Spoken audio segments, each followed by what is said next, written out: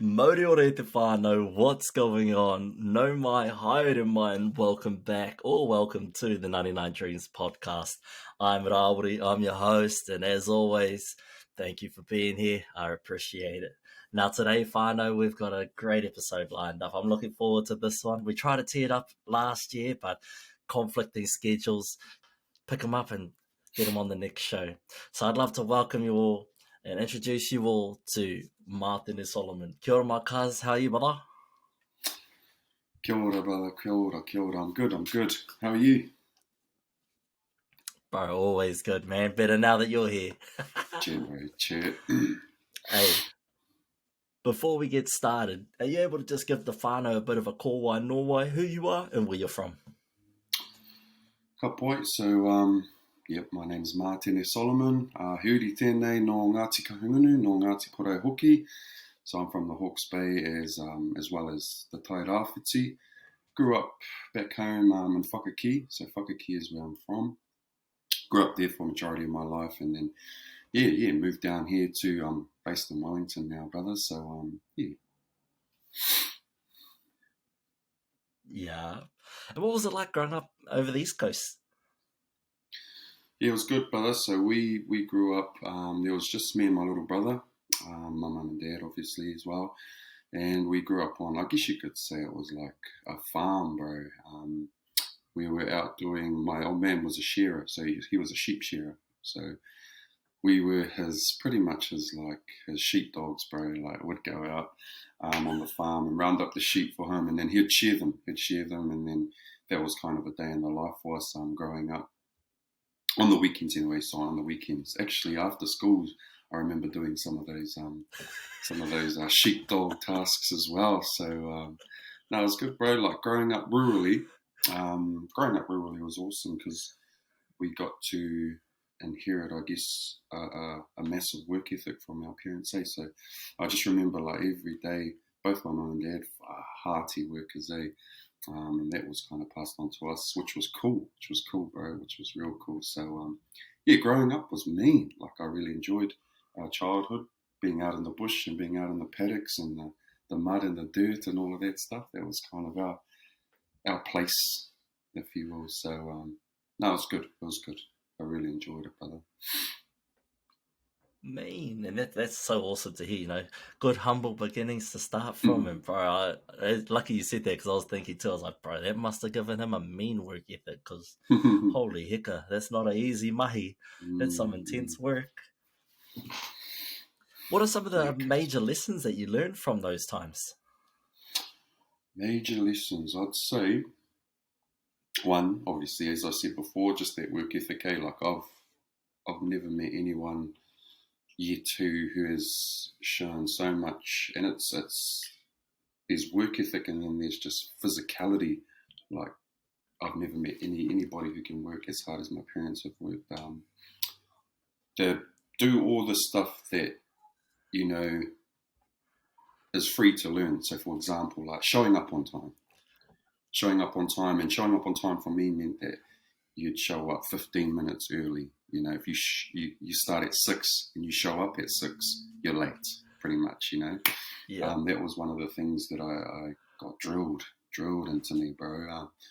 Show up early for mahi so that you can get things ready, you know, you can get yourself ready, whatever you need, like the tools for the job, whatever you're doing, you can get that all set up, you know what I mean? So, I think other things I've learned from that would be, I guess, just putting in the work, you know, no moaning. No moaning was a big one.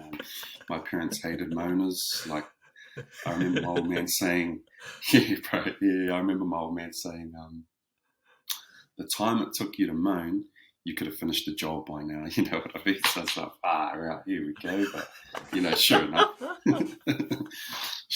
hey? So, when we'd work, we'd just, you know, head down, just go for it, eh? So, those are probably, two of the things that I can remember straight off the bat, bro. Just show up on time, make sure you're all ready, and just get stuck into it. No need for moaning, just go hard. Fatherhood, and like, that's such an underrated skill, showing up earlier. Like, your start time is 6. That's when you should be tools in hand, ready to go, rather than, Right. oh shit, I gotta put my boots on, gotta put my jackets on, bro. Mm. 6 o'clock, man, we out there. That's it, brother, that's it. Yeah. That's a mean one. And then it translates it further in life, when you're like going for a job interview. If you show up 15 minutes early, you're prepared, you're running through all the questions in your head. You're not sitting there and then they're calling, oh, Mr. Matene Solomon, you're up next. Can I? You're ready to go. You're just in there, brother. You're good to go. So, yeah. That's it. Yeah. It's an important lesson to learn, whānau. Be good to go. And then that no moaning. Oh, we must have had the same parents growing up, cuz. You get hit with the, if I hear you moaning one more time, I'll give you something to moan about. That's it, eh? That's it. You're just like, oh, okay, back to it. Back to it. But you're so right, though, because shit, the amount of time you spend moaning about the dishes, I don't want to do this, bro. You could have had them done and been back on the game. Yeah, that's it, eh? That's it. And so what some of the whānau at home might not know is that you and I studied together at NZIS. So one thing I'd like to ask is, what put you on that direction? What made you go to NZIS in Wellington? Sweet, yes. So basically I was working at the time back home at the meatworks, and I always knew that I wanted to do something outside of the hometown, because it's quite a small place, bro, and everyone knows everyone, and the main employer was that meatworks back home, and that's where you go. Majority of us went after college just to save up some money so we could go out and do whatever we had in mind, or have a gap year or go travelling before we got into the nitty-gritty of our life, if you will. So I worked there, bro, and I always knew that I'd use that place to save up and go and do something outside of the hometown. My parents were real cool for that too. They were like, get out of here, get out of the hometown, go and do something with your life, go and explore the world, whatever, just get out of here, And I think that was really cool. So it was always in my mind to get out. I just didn't know what I wanted to do at that time, bro. And at that time, I started training. Well, I was training in my final year of college, year 13, with a few of the boys, and one thing led to another, and we were in there like every day, cranking the weights and having a good time and seeing some results. And I thought, man, this is a pretty mean buzz, like. And for the bros that were keen to come in and learn about the gym, like, I was there was a few of us that would go to ask, what's a good exercise for our chest, or what's a good exercise to build our legs up, or whatever. And we had a few of the bros that come to and talk to us, and we're like, oh, if you do this or you do that, that'll help you to grow this and that. So I thought that was a cool enough buzz, and I felt awesome when they, started seeing results, and then they started jumping on the bars and all of that. So I was like, far out. I wonder if you could, do something with this, do something with teaching exercise. And I remember one of the bros coming back from NZIS. So he was studying at NZIS, and he had come home for a holiday, and we had caught up. Bro, and he told me about it. I was like, oh, yeah, sweet as, sounds pretty good. And then had a look online, researched, did all of that stuff. And then, one thing led to another. And I applied for that. The personal training course I done first, bro, which was a 6-month course.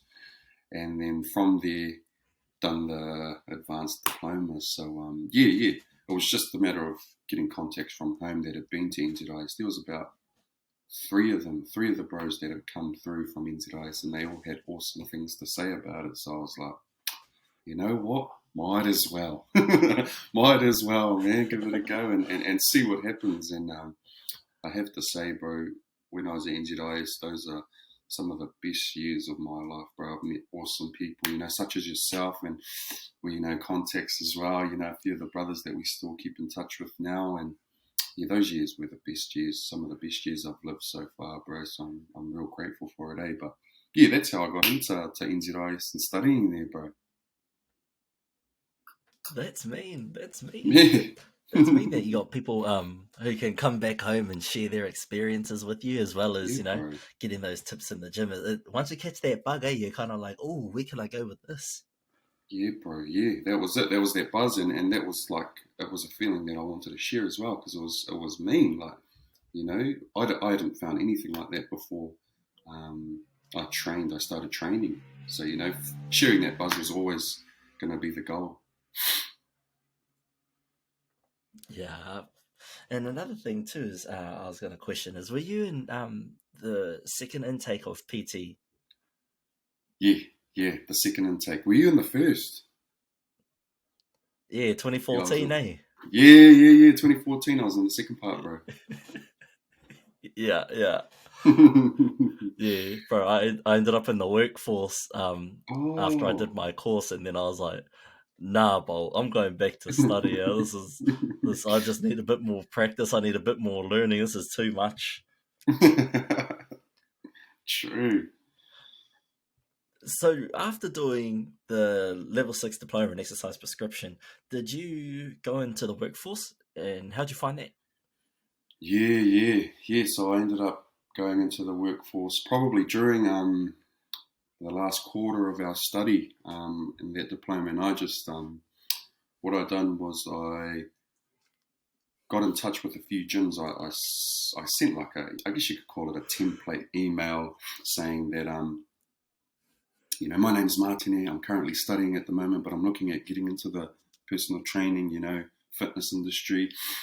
Do you have anything going that I could do for free? Like gym instructing or I don't know, walking the Yeah. floor and helping. So I sent that, I made an email up of that and I sent it to all the gyms around the hut because that's where I was living at the time. And two of them got back to me, bro. Two of them got back to me, and one was Les Mills, and another one was Lifestyle Gym, which is now City Fitness, I think. But yeah, those two got back to me, and I ended up going to Lifestyle. They set up. They had like it's similar to a gym instructor at Les Mills, fitness consultant they called it at Lifestyle. So it's basically the same thing as a gymmy. Yeah, same thing as a gymmy. You bring in new people, you introduce them to the gym, give them a tour, go through a park queue, all of that pre-screening stuff, and then give them a little. It's a real generic program. Squats, push-ups, pulls, all of that stuff.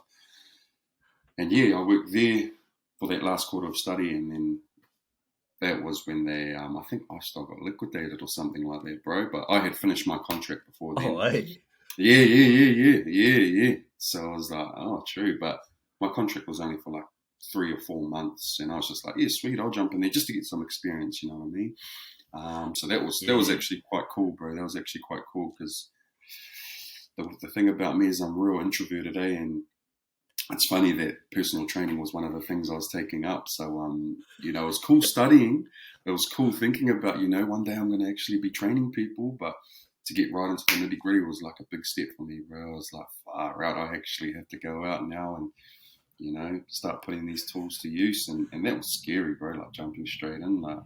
I remember at Lifestyle, they when they interviewed me, they were like asking me all the questions, your typical interview questions. And then they were like, okay, now we're going to see what you're made of.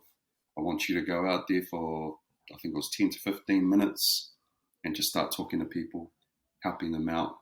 Do what you'd do if you were working here. I was like, oh, okay. It's showtime, man. So I went out there, bro, and, I done my thing, had a chat to people, asked them how they were, what they were working on, all that type of stuff. And, got through and got the job. So that was cool. But I did end up in the workforce, bro, for Change Fitness, which is another chapter. I'm sure we'll get to. So, but I did end up in the workforce not even straight after, like during study. So that was good. It was good, bro. That was good. Man, I agree with you too, though. Like, gym instructing, fitness consultant, PT, they force you to learn how to get comfortable approaching people that you've never met in your life. Uh, they, you learn skills about yourself that you didn't know you actually had until you're forced to put yourself in that predicament where you're like, "Oh, excuse me, you're actually Right. doing this wrong." But you have to word it in a way that is enticing to this person, and you fuck them under them Yeah. to make them come Yeah. back and to go, "Oh, bro, I like that Matene fella. He made me feel confident. He knows what he's up to, so I'll come back and see him." Yeah, bro. Absolutely right with that one, brother. What was the biggest learning curve you took outside of that? Getting or putting yourself in a position where you have to perceive to others that you are extroverted. That's a good question, bro. That's a good question. I think it was definitely one of those situations where it was obviously sink or swim. Is that the saying? Something like that? Yeah, yeah. Yeah. Well, so it's one of those situations. And I just thought to myself, man, I've signed up for this, study. I've done all these hours. I've put in the hours. Now's not the time to, chicken out and just freeze up and don't do anything. So I was just like, bro, just jump in there, give it a go. And I did, bro. And I actually enjoyed it. I actually really, really enjoyed it. And the thing that I found was when you connect with these people, like obviously there's multiple different stories you see along the floor. And like, you go up to someone one day and they'll tell you their whole life story, bro. And then you go to someone else and they're not even interested in talking to you, but that's fine. I've ran into a few of those people, bro, and I'm just like, yeah, sweet as, I'll leave you on your way. And it's about understanding that as well. Like people just want to come. There's those certain types that just want to come to the gym to work out, get it done, get out. That's fine. But then you've got the social butterflies as well who actually like to talk, tell you about their day and all of that type of stuff. So, that's cool as well. But I just found like talking to all these different characters was the thing that made me, I guess you could say, a little bit more confident as I started to get better at talking to people. So yeah, it was just wanting to learn their stories and see what they're about, and they can figure out who I am as well in the process. So yeah, it was just taking that step, and as I constantly took those steps, that confidence started going right up, bro. Going right up. So it's good, man. That's me. Well, do you have any advice or just one key tip for people who are starting out in the fitness industry that might be struggling to approach people? Yes, sweet as. So I remember this was a tip that I took from one of the guys that came in to do a presentation for us when we were studying. I think this was during the PT. This was definitely during the PT course, actually. His name was Leon, and he reckons when you are faced with a interview where you have to go out on the floor for 10 to 15 minutes, as I've done, and you have to just go out and talk to people and all of that type of stuff, he said that you should take a piece of paper or a little diary or something like that, walk around, ask people their names, what they're working on, what their goals are, and what they do for a job, and then just try and build some rapport on that, and just kind of write that down as you're going around. And that's exactly what I've done in that lifestyle interview I was talking to you about before. I went around, I interviewed everyone, kind of like an interview, but more so trying to make it in a way that you're building rapport with them at the same time, So yeah, that was the one thing I kind of done. But yeah, it's just trying to be you as much as you can be, not trying to put on some sort of facade. Just be you, bro, I reckon. And ask those questions that are just, how are you and all of that. Break the ice. What do you do? What are your goals? And then from there, obviously listening, and then just replying with something that I guess could form some sort of conversation. So yeah, those would be kind of my little tips anyway, bro. That's what helped me anyway. That's some great advice right there, whānau. definitely take that on board, and you can even apply it in a sense, and well, like in a private setting. So you can use your phone, hit up Snapchat, send it to all your contacts. Who cares if you get a reply or you don't get a reply, or that's weird? Just let them know that you're practicing, and getting familiar talking to a camera, because that's kind of what it's like sometimes. Not everyone's going to talk back to you, so just get confident, ask your questions, have fun with it. It's not supposed to be a scary task.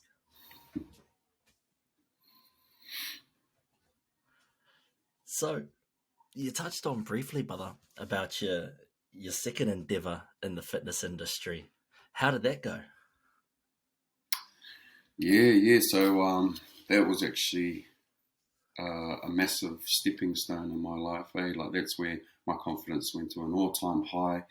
I was working hard and all of that stuff, but we'll go back, I guess, to where lifestyle ended. So that lifestyle contract I was on came to an end, and I was like, yes, sweet as, and I continued the study. I think it would have ended during study. So I was still studying, and then I remember the two gyms I had hit up, which was Lifestyle and Les Mills. And the guy that I met at Les Mills was Nathan Martin, and he was the manager for the personal trainers at Les Mills Hutt City at that time.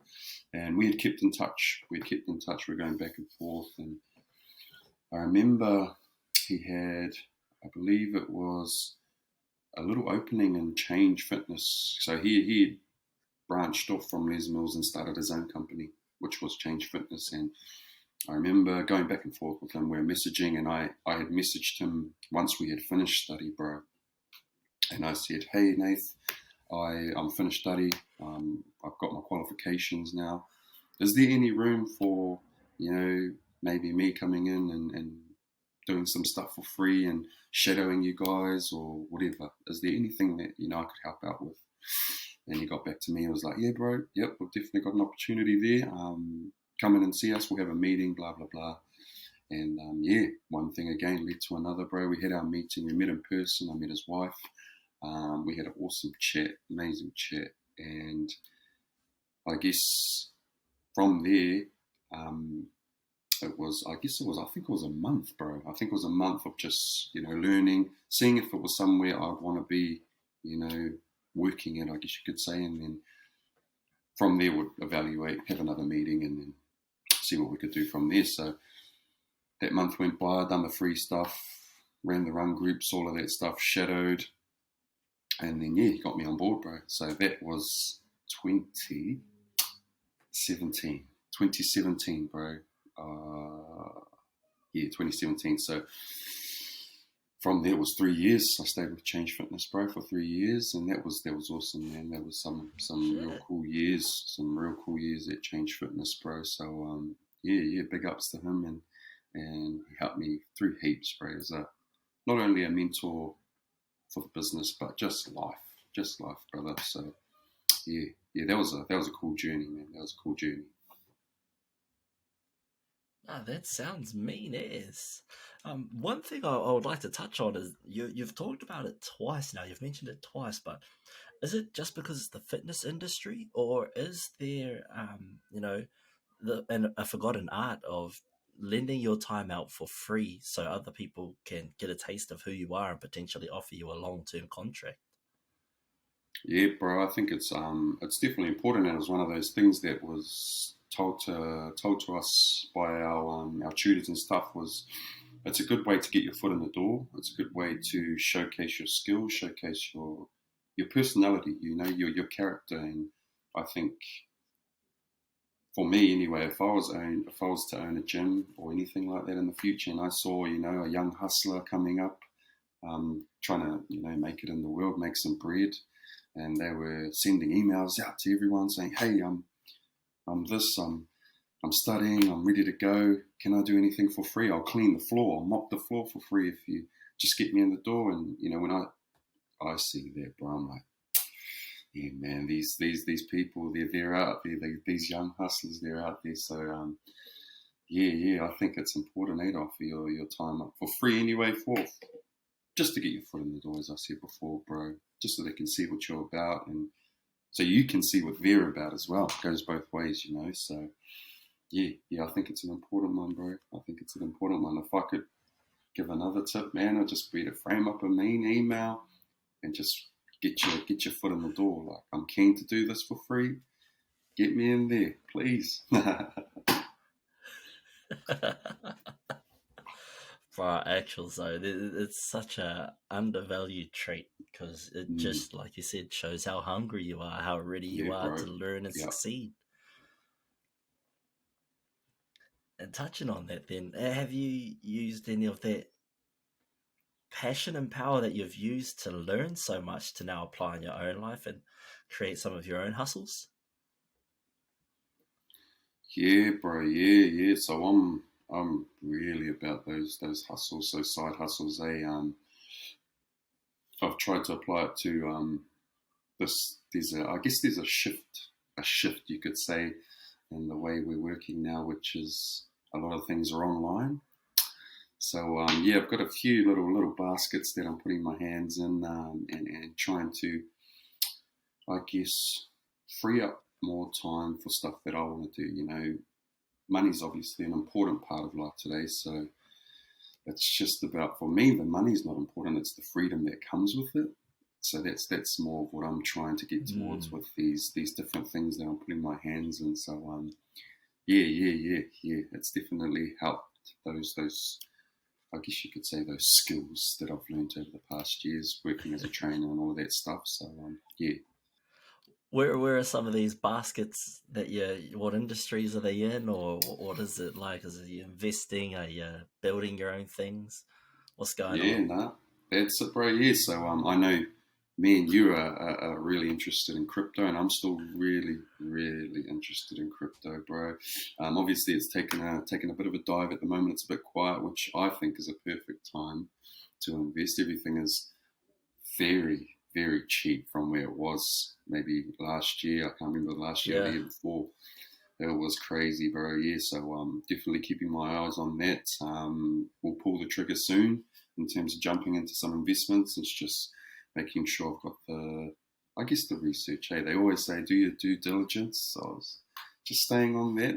So I've got that, as well as I want to kind of try to build something that I guess you could say I'm really passionate about. I love fitness, bro. I've picked up CrossFit in the last couple of years, and I think that's me. Like, I enjoyed weightlifting, but weightlifting, you know, like the gym, getting big and mass and all of that stuff, only lasted a little bit for me. You know, I've tried the triathlon, the endurance type stuff, definitely not for me, bro. But CrossFit is one of those things that it's stuck with me, that CrossFit, that bug, and it's, for me, it's cool because it's functional fitness, and yeah.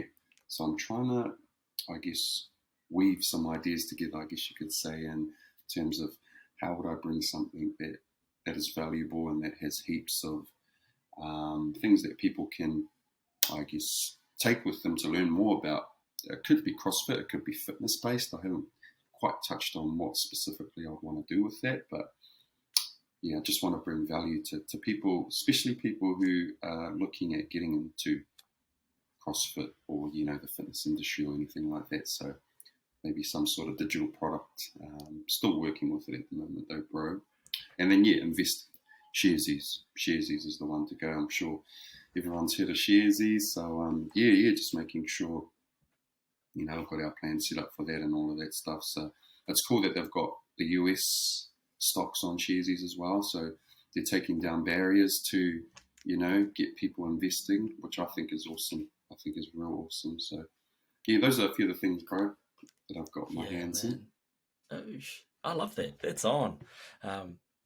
Crypto. It's a testing market at the moment. It's testing a lot of people's patience, but you know, the patient prosper, as they say. The patient prosper. So you just got to dig in, whānau, and if you can't afford to invest any more in crypto, just hold. Just hold. There's nothing wrong with holding. Just don't sell on a loss, unless you have to. Unless finances say that you have to, then do what you got to do. But diversify, whānau, diversify. If you're all in on bloody... What are some of those ones that have crashed in the past month? You bro. gotta go 50-50, or split it up. I agree.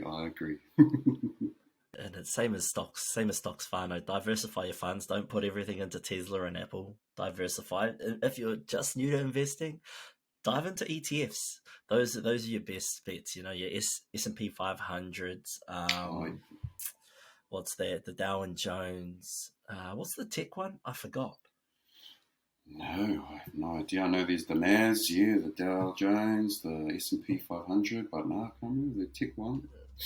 There's heaps of them though, bro? There is. NASDAQ, that's the technology one. Oh, yeah, sweet. They invest in the top 500 tech companies, I think it is. Something like top that, 100. Yeah, something like that. But yeah, whānau, Sharesies is probably your best bet. If you're looking at getting into stock market, definitely, like Mart said, jump on a Sharesies here, make it so simple for you. All you do is upload the money, pick your stock, and you can even auto invest in a certain package that you build yourself. So get on there. This isn't a paid promotion, by the way. This is just a good app to use. So your CrossFit business, are you looking to coach? Do online coaching, or is it trying to create an actual physical something for people to take with them from an online space?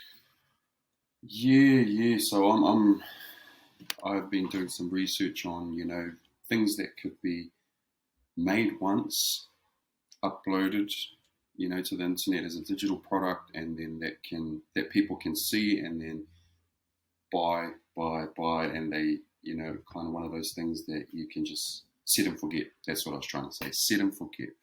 And it sounds like real, I don't know, salesy, markety, but things I want to obviously make are things that bring value. So maybe an ebook on, if you are looking at getting into CrossFit, what is CrossFit? What are the benefits of CrossFit? How can you find your first box? All of these things may seem simple to, someone. Like for me, for example, like I'll just Google everything. I'll just Google it. But there are other people out there that actually want to sit down, read this book, get the proper steps, and go from there. So, it could be things like, an ebook, a guide to taking your first workout and what you need to do to get to your first workout in CrossFit, what gear you need, all of that type of stuff. Things like a book on workouts of the day, 100 workouts of the day that you can do while you're traveling, while you're, I don't know, you could be a truck driver and you've got some CrossFit mates, but you're a truck driver, you can't do any of those workouts. Well, actually you can, bro, and this is the book for you. You know what I mean? So it's like, it's just playing around with those. Yeah. It's just playing around with those ideas, bro. It's just digital products that bring some sort of value that people can take away, and they're like, this is only $20 or whatever price point it is. They're like, yeah, bang, I'm gonna buy that straight away. Yeah. And that's the feeling I want, bro. Like, they're like, far out, yeah, I'm gonna buy that. It's got heaps of value in it. That's me. Man, and that's on too, because you're reducing and removing some of the barriers that people have, especially for CrossFit. Like, you see those mega uber athletes on TV and you're like, oh hell no, but I ain't doing none of that. Yeah, that's it, bro. That's it. It's a daunting one, eh? Like, even me, when I first started, I was like, bro, that's not me. I ain't gonna do any of that stuff, man. Far out. But once you join, man, it's just like, far. And the thing that people don't really know as well is it's one of those things that's scalable. So, if you just come in as a beginner, bro, you're only doing scaled workouts, you know what I mean? But no one sees that. They see the ripped abs, big arms, lifting heaps of weight, massive, big functional movements, heaps of gymnastics. Gymnastics is the ones that scare a lot of people. Upside down handstand, walking, and all of that. So, yeah. It's just about bringing a few of those barriers down, and helping people along. So that's my thought process anyway. And looking to design some of these digital products, bro. So, yeah. And then one day, is it to open your own gym, or? Yeah, I've been thinking about this, bro. I'm like, because when we first started studying, that was the one thing, like, everyone had to get up and say what their goals were after study, or like, in the future. And bro, nine times out of 10, like, the people that were standing up said they wanted to open a gym straight away. Open a gym. So yeah, I just wanted to complete the goal, complete the course first. That was my goal. But then when I got into the fitness industry, bro, and saw that, these gyms and how they operate and all of that, I was like, wow, obviously there's a lot of work that goes into it behind the scenes, and all of that. So to answer your question, not at the moment. No, I don't see myself opening up a gym or any sort of thing like that. But who knows, man? Who knows? Like with CrossFit, all you need is a big open space, a few rigs along the side, a few barbells, and you're way to go. So could possibly be, but not at the moment, bro. No, that's all good. Plenty of time. Never say never, eh? Is the word I've been using a lot lately. Is never say never. That's it, brother. There's always a time and a place, whānau. Always a time. Another thing I've seen you get into lately, and this thing would have been amazing when we were studying, brother, at NZIS, is the old Chat GPT. Seeing you having a tutu with that.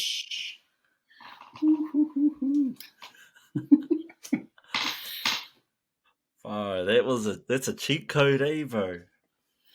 Bro, when I first saw that, I was like, no way this exists, bro. I was like, so, the first thing we do is, we make an account, we go and have a play, and sure enough, man, I was like, this is a game changer, bro. And I like, the things that I done on there was crack up. Like the prompts I put in was like recipe and ingredients to make chicken tenders, or some sort of recipe. And then I saw these other people. I watched other videos, and people were like, create code for a whole website that incorporates this and that. I was like, bro, I'm prompting the wrong things, bro.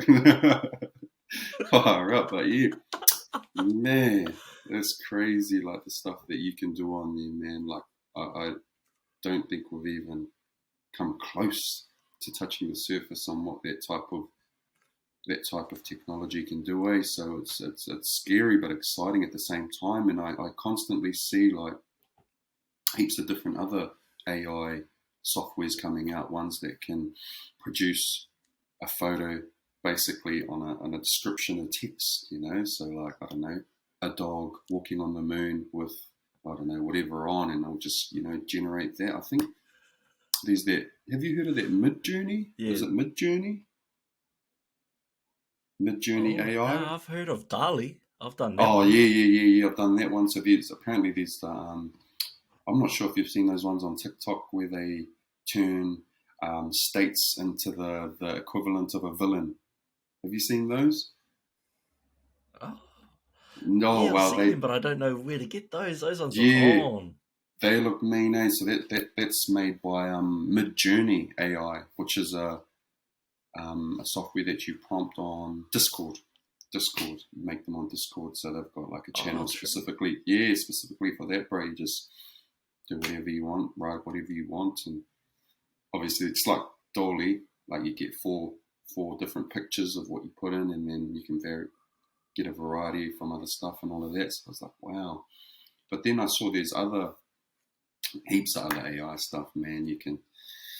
That's crazy, bro. It's crazy. It's too much. It's too much to take in. Bro. Far out. I don't even know if we're ready for its capabilities, eh? Man, that's it, bro. It will take a lot of this online, I guess, like hustle, or like the copy that you have to write and all of that stuff. Your marketing hooks and so much other stuff. It's mind blowing, bro. Like when I was watching it, I was like, far out, like the stuff. And bro, one of the things I saw, and this was only like 2 days into playing with ChatGPT, is that some guy on the internet made a full-on book, a kid's book from start to finish with ChatGPT. and he started selling it on Amazon. Yeah, he started selling it on Amazon KDP, through Amazon, KDP, straight away for like $6 or so. But yeah, man, I was like, crazy, bro. Like the stuff that you can do with today's. But yeah, that would have helped at NZIS, might have bro. to, G, might have to. Yeah. Far hard out, especially with old Lawrence's essays. He was a killer. Oh, yeah, bro. Man, that would have been that. I'm sure Uncle people are wanted using us it to a have lot. no fun. Because, if you ask it to reference APA formatted, it'll give you the whole reference list to whatever you ask it to do. Really? See, that's what I mean, bro. Yeah, that was the first thing I did. Service. I got it to write me an essay. Yeah? How many words? Yeah, gee, APA formatted. It could only do 600 max. That was its capacity. Oh, true. Wow. Yeah, so it's limited at the moment to 600 words. I asked for 1,500, but I only got 600. Oh, interesting. Still, it's a good essay. It was a good essay though. A+. Oh, nice. And saying that, bro, yeah, I actually wrote one of those CrossFit, like ebook for CrossFit through ChatGPT just to see what it could churn out, So, and it was impressive, bro. It was impressive. So, onwards and upwards from here, I think. I'm not sure if they're bringing out like a paid version or something like that, but for free, bro, that's crazy. I thought you'd at least have to pay some sort of money for this, but nah. How hard, I'll tell you. I think it's only free at the moment because it's still in its beta phases, so they're still working on it. So it will, I think, become a subscription service later on. Yeah. I think so too, bro. But hopefully that unlocks a few more features. Hey, if it can write over 100,000 words, I'm doing a PhD. Say less. It's all over, bro? It's all over. Far out. But I see there's like another one. I think they do have like a paid version of ChatGPT, but it's called something else. It's like Sonic AI or something. Apparently it's ChatGPT on steroids, if you will. But that one's already a paid one. Like it's a paid subscription one. But I haven't had too much of a play on that one. Yeah. But yeah. I was just thinking of that as soon as we were talking about the paid versions. I was like, there's actually one out there. Yo, Jeff said I might have to check that one out, see if it's got capabilities to finish my masters. Because that's the question that I was going to pose to you, bro. And I heard Jordan Peterson say this: is do you think that with the prevalence of AI, especially ChatGPT in particular, do you think universities will soon become obsolete? Ooh, that's a good question, eh? Well, I mean, you're pretty much getting all your answers you need now from AI. So, I mean, if it's I guess if it's one of those ones where it's like a job that requires some sort of real skill in terms of, like a doctor, I guess you could say, like a doctor or dentist or anything like that. I mean, you could get it to write your essays for you, but I guess there's some sort of an understanding that needs to be had as well from the person. So yeah, it's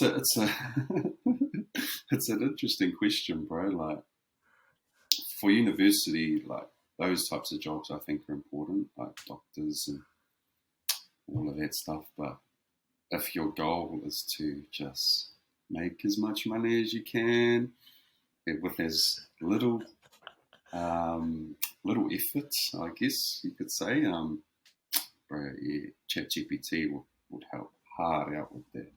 But I mean, yeah, if you want to be a doctor or dentist or anything like that, get your qualification and all of that, I think the university is important for that aspect.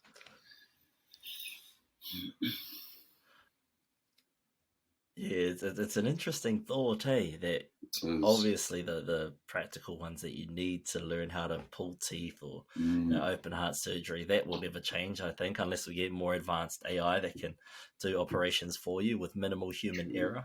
Um, true. but until then, we got to make the most of what world we've got left, I guess. I think AI is going to take us to the next level. Yeah, man, you could just feel it, No eh? more mahi. But yeah, how cool would that be, eh, bro? Like, let the AI do our mahi for us. We'll just make the money off them and do what we want. Yeah. Crazy. I If I feel ever like get it an could AI get to robot, gee, I'm naming him Mahi. that. Let's go. But 100%, I agree with you, though. I could see it getting to that stage.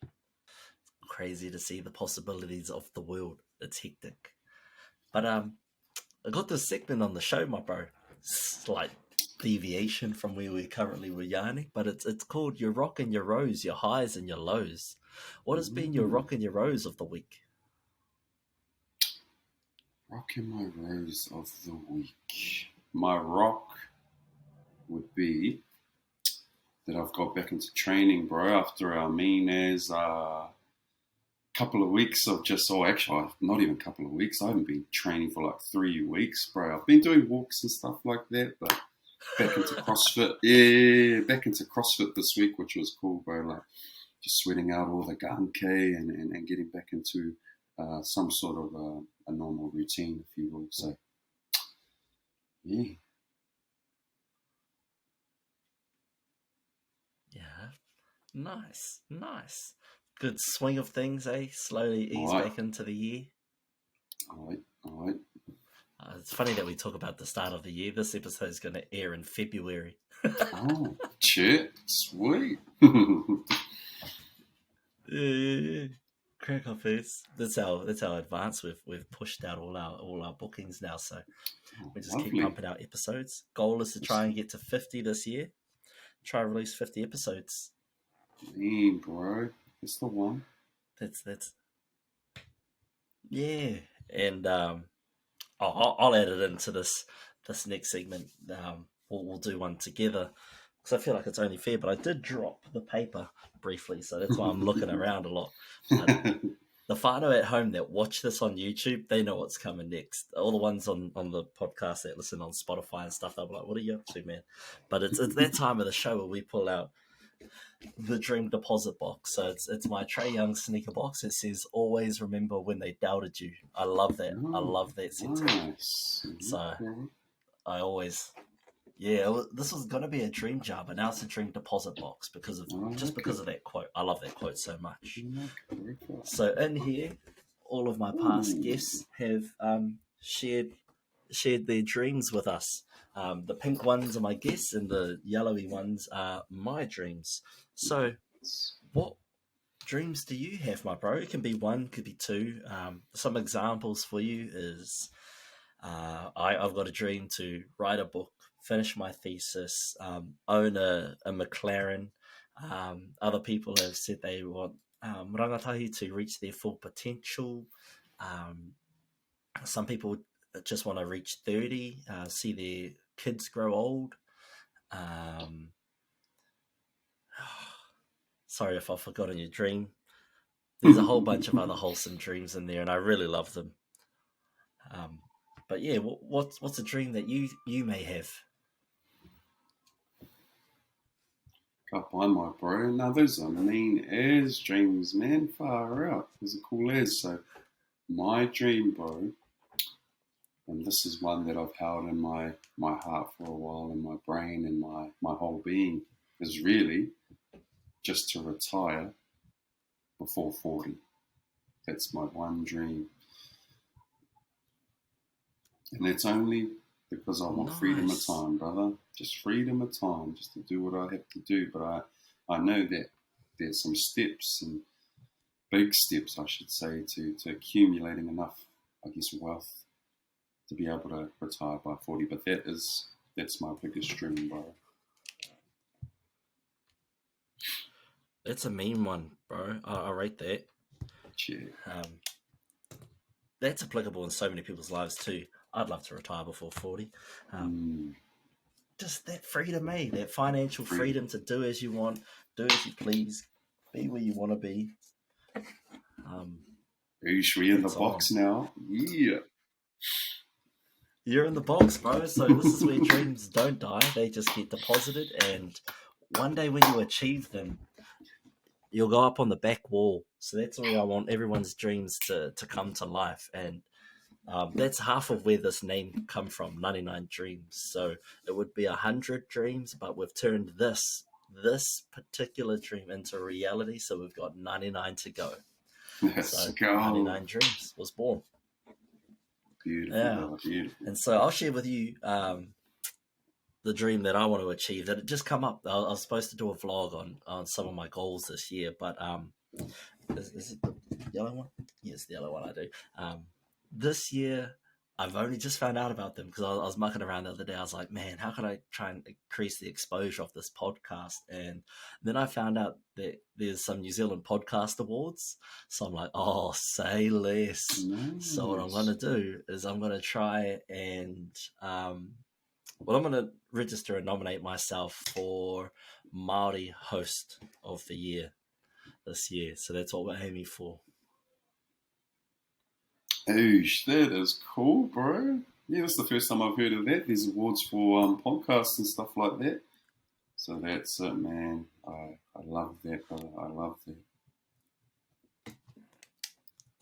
Yeah, so crazy. Yeah, I didn't even know there was awards, but like it's a proper thing. Like it's sponsored by Rover, Radio NZ and stuff like that. Oh, yeah. Uncle Tix won a whole bunch of awards last year. Oh, yes. Okay, I see. Shit. Oh, that's mean. Yeah, so this year we're going to try and register this podcast and try and get Māori Host of the Year. Oh, don't know if we'll get it, but hey, we'll put our best foot forward and we'll just give it a go. Mean, brother, mean. I love to hear it. So then hopefully next year we can hang up a trophy. Oh, let's go.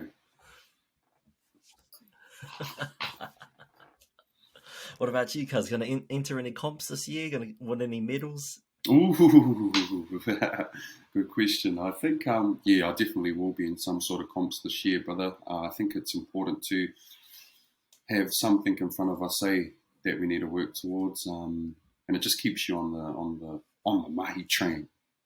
And so I feel like there's heaps of CrossFit comps that pop up here and there, So it's just a matter of finding one and setting out enough time so that I have, time to build up for it and all of that. Just have something to work towards. Me? Nah, that'll be good for you, bro. It'd be something fun to do. Break up the year a little bit, eh? Yeah, bro. Yep. Gets a bit taxing, mahi every day, so gotta find those little things to break your year up and make it enjoyable, give you something to look forward to. I think so, brother. I think so. Another one of our common questions we ask on this podcast is if you had, let's go with 17-year-old Matene sitting across from you and you had the opportunity to say something to him, to offer some advice or anything like that, what would you tell him? Another really good question, my brother. All right. Okay. I would tell 17-year-old Matene to bloody hurry up and start investing, yeah? It'll already be 10 years and I would have made some mean-ass gains on that, on those investments. But I guess I'd also say to him to not be afraid to fail, bro. I have to say that is one of the things that I've come to realize has helped me grow leaps and bounds, far out. Just don't be afraid to fail. Fail forward, really, really lean into fail because that's one of the ways that we can learn to obviously better ourselves, but to just really get that learning curve shooting right up, bro. And that'll probably be the one thing I'll tell you. That's applicable to everyone, eh? What is the main message you want to give that relates to not being afraid to fail? Like, why is that so important to you? Yeah, for me, bro, like I have I guess a sort of, I want to do the job perfect, and I don't want to muck up anything, and I don't, want to cause any tension or any backlash from people that I work with and all of that stuff. But I've just found, bro, make the mistake, man.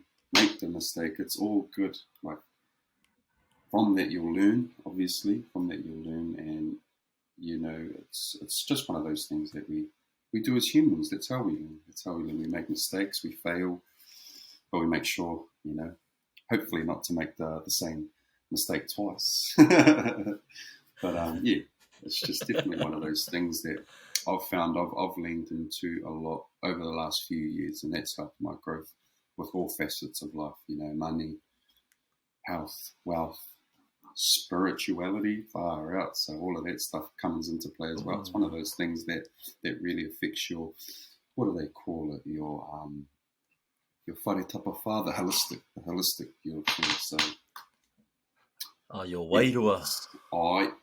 That's the one, brother. That's the one. So yeah, that's a big one for me, bro. Just don't be afraid to fail, bro. Everyone fails at one thing or another. Yeah. It's just about how you grow from there, right? So it's just an opportunity to grow, man. Failure isn't final. It's just a bus stop along the way to success. That's it, brother. That's it. I love that. Yeah, that's me. Hey, that's come from a lot of hard lessons about failure himself. Hey. But no, that's awesome. But I rate that. And what young fella doesn't need to hear that failure is okay, because it's a hard word out here. Yeah, man, it is, bro. It is. But that's the way. And then on the flip side of that coin is, in 5 to 10 years, if you were looking back on this video, which I highly recommend to do, great for reflection. But if you were able to look back on this in 5 to 10 years, what's something you'd like to tell your future self? That I'd like to tell my future self. I had hoped that I will have learnt a lot of things. I would have grown a lot. So I would have just made those decisions to really move the ball in my life. I'd hope that I'd have done that in the future as well. Yeah. Just hope that I had grown from here, brother. That's the main one. That I've always gotten better. Yeah. How would you measure your growth? How are you able to look at that on a scale and say, "Oh, yeah, I've grown"? Yeah, that's an interesting one, eh? Like, that's another one that I've one of those things that I've realised along the way is people have obviously different ways of measuring their metrics on life and how they're feeling, and do they rate it on a scale of 1 to 10? Is there a whole breakdown of like an Excel spreadsheet that they have to fill in every day? Yeah, it gets a bit hard to you, but I'm pretty simple at heart, brother. I just go straight into myself, and if I'm feeling good, if I feel like I'm growing, good. It's as simple as that, bro. Like, do I feel good? Do I feel happy? Am I learning enough? Do I feel like I'm growing? Those are just some internal questions that happen inside, and I mean, yeah, it's as simple as that. Yes or no, brother. Yes or no. And at the moment, man, it's been a upwards trend for me, brother. Like, I feel awesome. Yeah. I'm feeling good. I always feel good. On those days where I can catch myself where I'm not really feeling that great, I can ask myself, well, what happened today? Was I productive? Or was I just being lazy? So it kind of gets into that, get a bit of that chat happening. But no, for the most part, bro, that's all I do is just internalize it. Oh, that's mean. And no one can determine someone's growth other than themselves. Growth is it's an opinion thing. It's not linear. Growth is definitely non-linear, but no one can tell you whether or not you've grown. You in your heart know. But it's always interesting to hear different people and how they perceive their growth. That's always interesting. Yep. One thing I was going to ask you as well is how do you manage your own self-reflection for to understand where you've come from and how far you've come? Self-reflection. I don't think I do enough of it, to be honest, my brother. It could be one of those things that I could get better at. But I've self-reflection. Definitely one of those things I need to work on, brother. I was just trying to think then, like, bro, I haven't done any self-reflection, eh? This is probably where you'd come in for me, my bro. What are some of the tools that you'd recommend for me to do, and I guess to help me with that sort of. Easy. Nah. Okay. Well, some of the tools I use personally is just a metric of how I'm feeling. So that's my number one determination of growth, is if I'm feeling good. Even if you have a bad day or a bad week or a bad month or even a bad year, that's an indication of growth, because that, man, it's just been a tough year. Nothing's gone my way. I haven't been able to achieve the things I wanted to achieve, or just, the ball doesn't land in your field. So it's just understanding that, looking back at that and going, okay, cool. What went wrong for me? How can I adjust? A lot. What works for me now is I've got these videos to look back on. So self-reflection for me in terms of these videos is looking at the progress of these videos. Am I still asking the right questions? Is my guest, do they feel valued?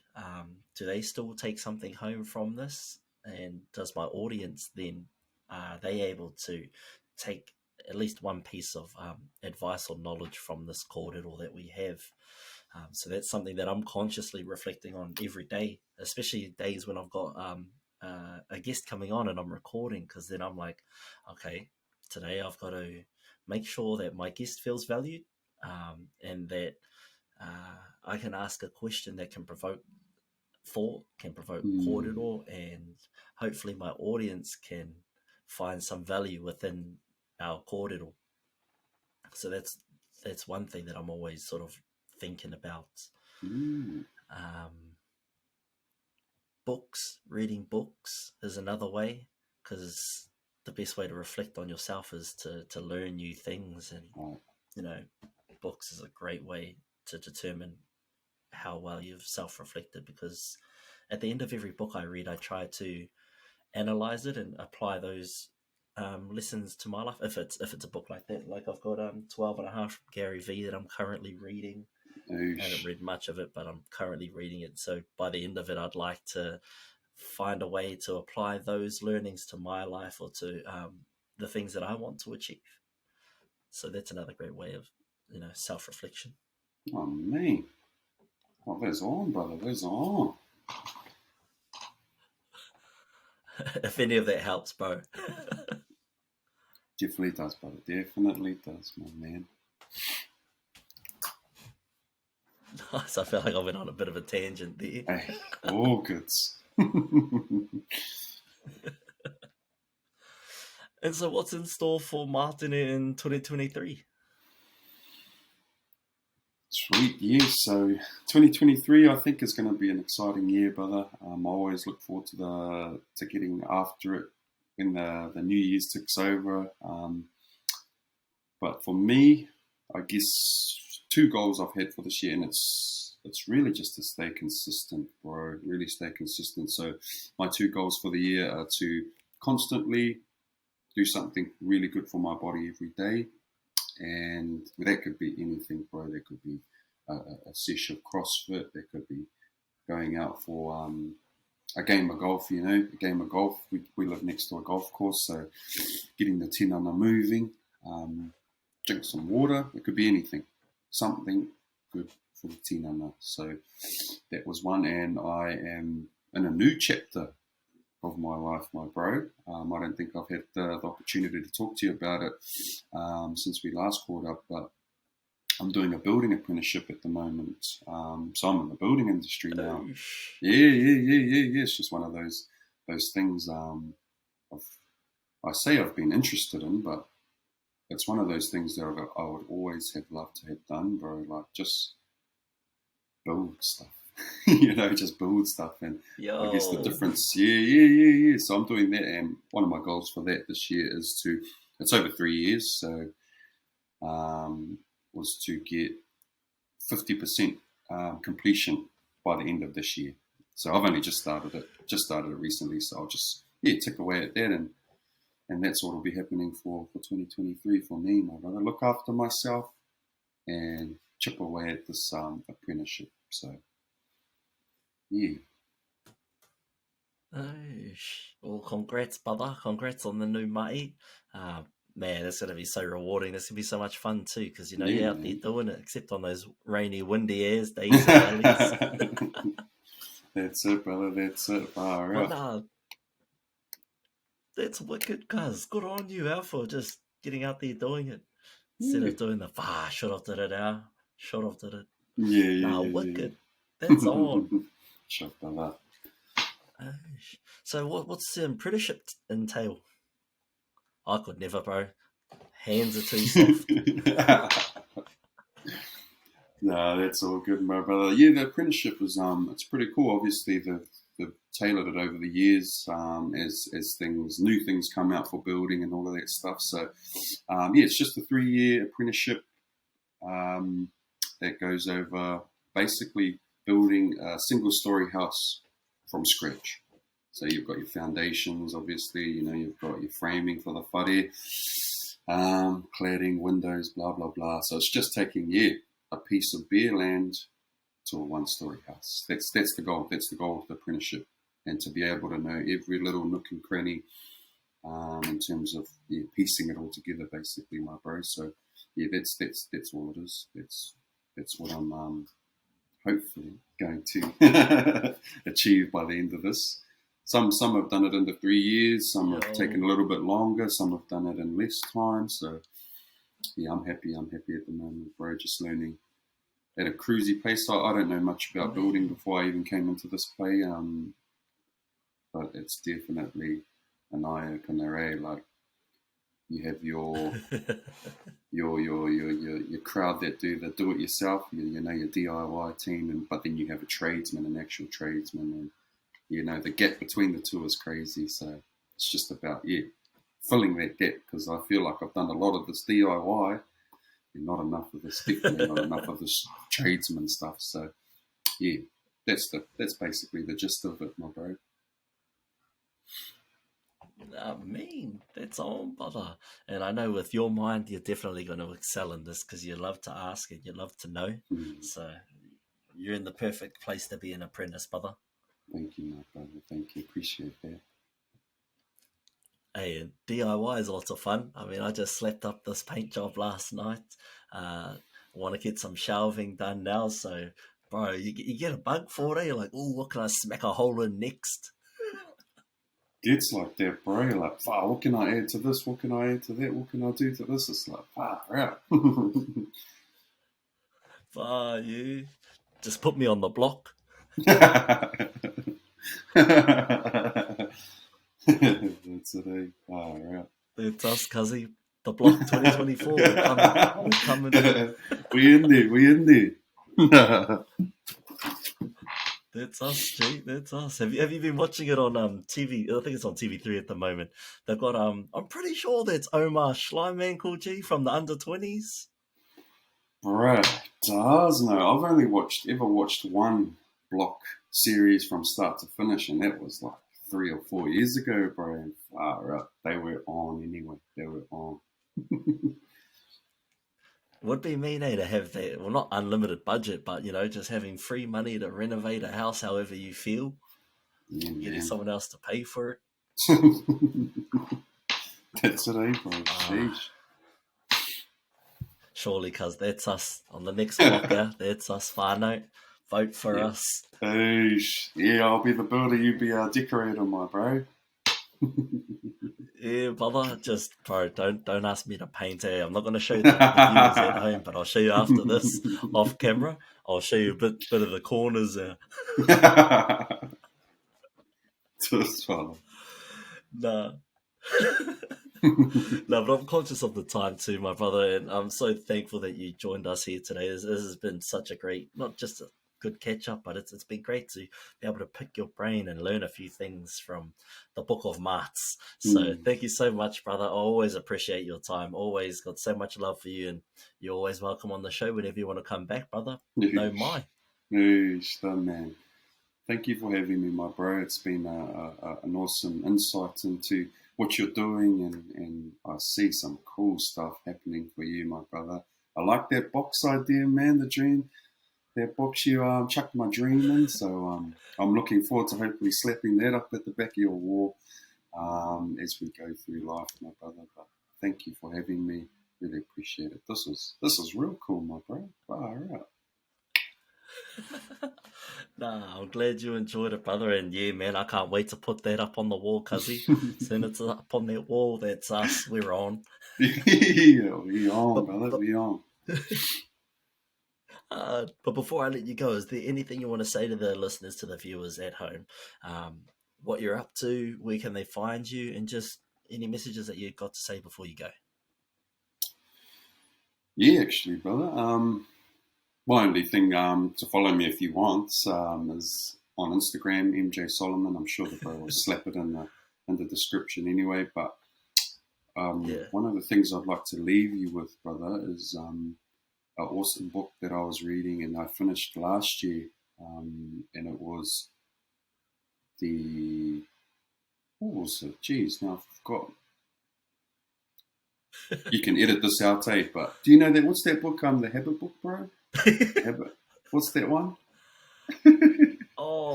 By James Clear. By James Clear. Atomic Habits. Atomic Habits. I was thinking that, but I was like, no, that's not it. Atomic Habits. That's it, James Clear. Hold on. Yeah, James who? James Clear. How do I spell that? Clear. Yeah, it is Atomic Habits. Oh, it is Atomic Habits. Okay, I'll start again. You ready? Yep. There we go. Bye, brother. So I did want to leave something for the viewers, and that was the book that I finished last year, which was Atomic Habits by James Clear. A mean-as book. I definitely recommend the book, but it was one quote that he said in that book which has stuck with me, bro, and that is to become 1% better every day. And I was like, far out, that is a mean quote, bro. 1% better every day. It doesn't have to be, you don't have to smash it out all the time every day. I feel like you'd burn out if you were to do that, you know what I mean? But 1% better every day, bro, that's it. So yeah, that 1% better every day, whānau, consistency. It could be anything. It could be anything that's going to, benefit your overall well-being. So that's just something small I wanted to leave your viewers, the whānau out there. So yeah, that's me, brother. Nah, that's a great quote. And what better way to sort of end the show then? Just get 1% better, whānau. Like you said, it doesn't have to be leaps and bounds. You don't have to become a master builder overnight. We're an apprentice in life. We're an apprentice in life, and I don't think anyone ever masters it until we're gone. So just 1% better, whānau, and that's all you can ask for. But nah, thanks again to the brother. So much for coming on the show, bro. I really do appreciate it. And to the whānau listening at home, thank you for sticking around. Take care. Mōre ora, everybody, and I'll see you on the next one. Ka kite.